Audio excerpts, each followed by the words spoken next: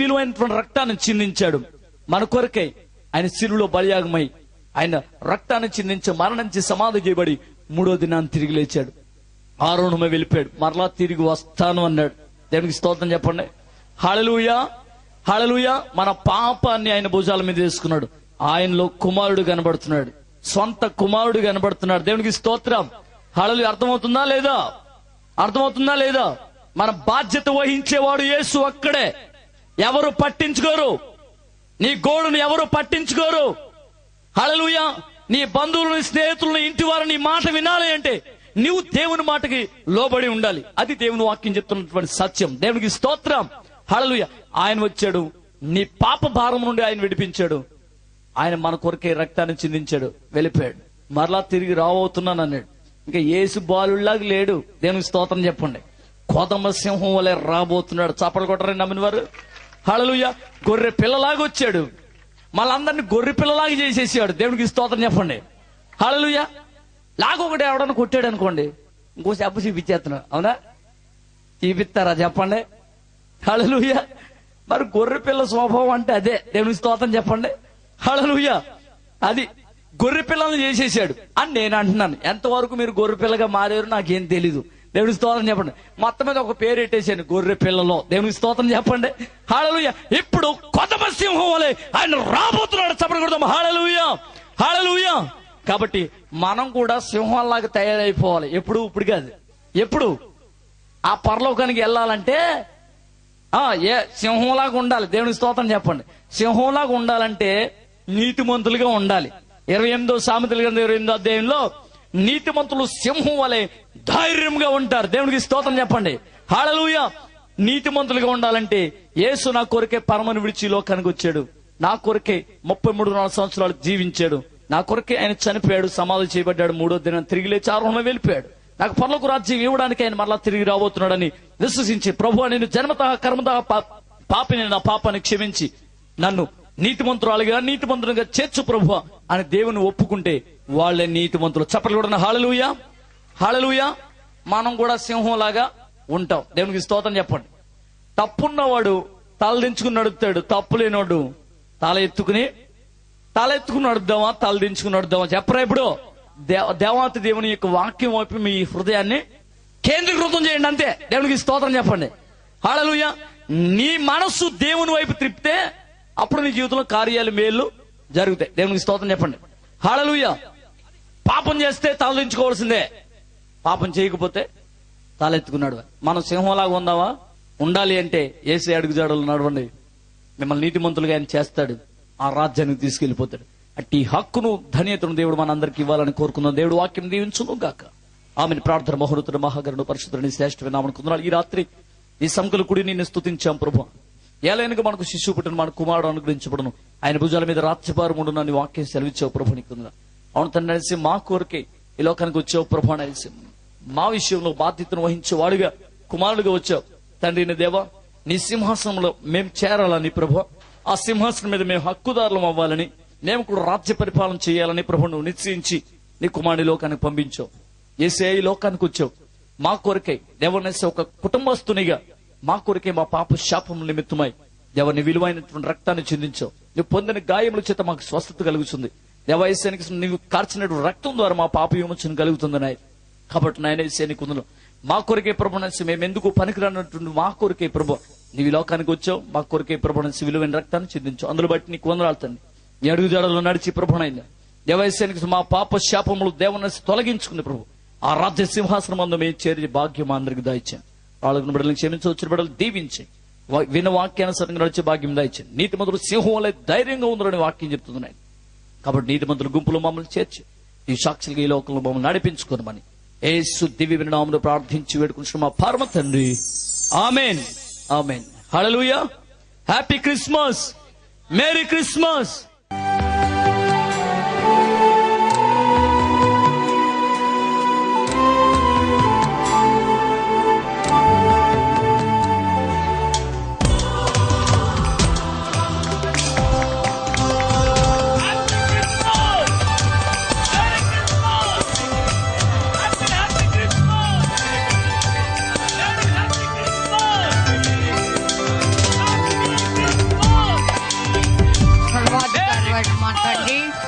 లోకానికి వెలుగుగా వచ్చిన యేసుక్రీస్తు నామంలో ఈ కొవ్వొత్తి వెలిగిన మా జీవితాల్లో మమ్మల్ని వెలిగించిన నీ ప్రేమతో మా జీవిత దినాలన్నిటి అనేకులకు వెలుగుగా ఉండటానికి కృపదాయిచు. ఆనాడు నక్షత్రము జ్ఞానులకు త్రోవ చూపించిన రీతిగా మేమును మీ కుమారుడైన క్రీస్తు పాదాల దగ్గరికి అనేక మందిని సమకూర్చి జ్యోతుల వలె ప్రకాశించటానికి కృపదాయిచు. అంతేకాదు లోకానికి పరలోకములో దిగి వచ్చిన జీవాహారమైన నీ కుమారుడైన క్రీస్తును జ్ఞాపకం చేసుకుని ఈ కేక్ కట్ చేయించు ఉన్నాం.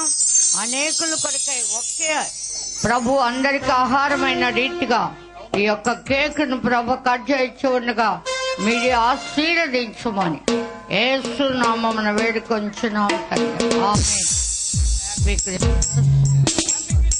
Happy Christmas. Happy Christmas. Happy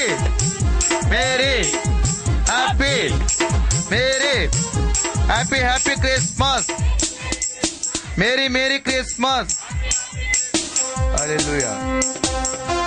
Hallelujah.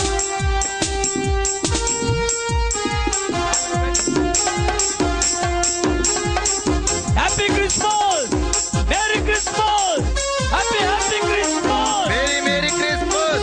Mary Happy happy Christmas. Happy Christmas. Happy Christmas. Happy Christmas, Merry Christmas. Merry Christmas, Happy happy happy happy happy merry happy merry Christmas, happy Christmas, happy Christmas, merry Christmas. క్రీస్తు నాడు పుట్టును, క్రీస్తు మన కొరకే పుట్టును, క్రీస్తు మనందరి కొరకే పుట్టును. Happy Christmas! Merry Christmas!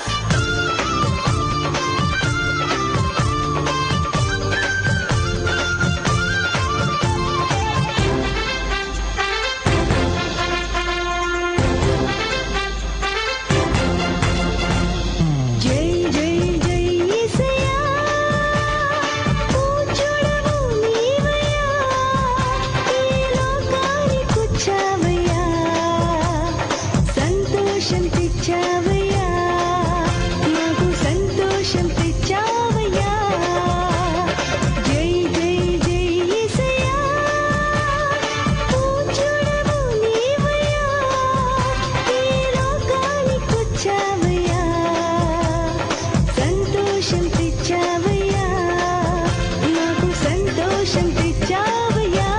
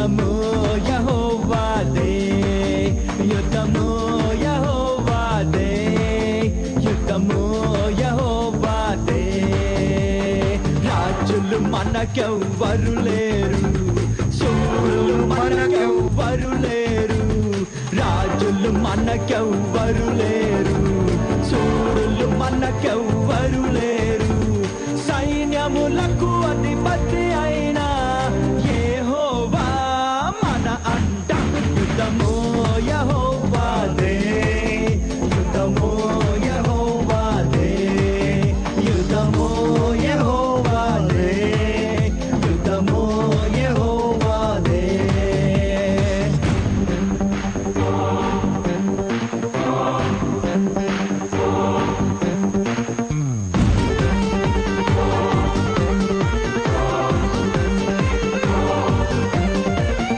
బాధలు మనలను కృంగదీయవు, వ్యాధులు మనలను పడదోయవు, బాధలు మనలను కృంగదీయవు, వ్యాధులు మనలను పడదోయవు, విశ్వాసమునకు కథ